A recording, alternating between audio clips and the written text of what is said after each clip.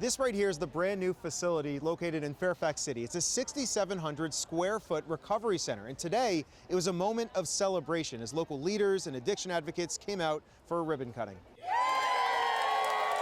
But to truly understand how we got here, we need to take it back 10 years and introduce you to one 21-year-old who inspired all of this.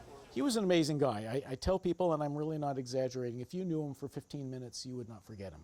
Mark Atwood, joining us on his back porch, is telling us about his son, Christopher. Most of the time, he was the life of the party, and yet had a great depth of feeling to him. He had enormous empathy for people who were suffering from all kinds of things. That's in part because Christopher also was suffering. His dad says he was dealing with depression, which is likely why he turned to heroin at just 15 years old. In February 2013, his son died from an overdose right there in the family home. How often do you think about him? All the time.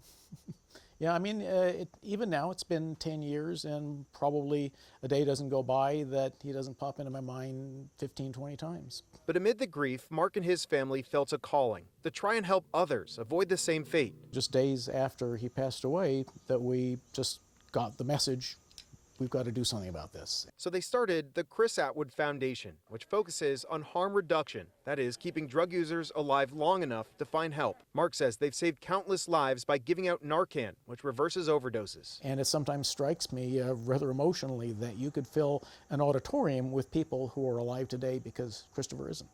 And now this facility is the next big step. A place of refuge for people trying to escape addiction and for those still grappling with this terrible disease. Sometimes we'll come across people who will tell us, I would have been dead, but for what your organization is doing, and that gets you. The family of Chris Atwood is hopeful that all of this work they're doing will save lives here in Northern Virginia. Reporting here in Fairfax, I'm Evan Koslof, WUSA 9.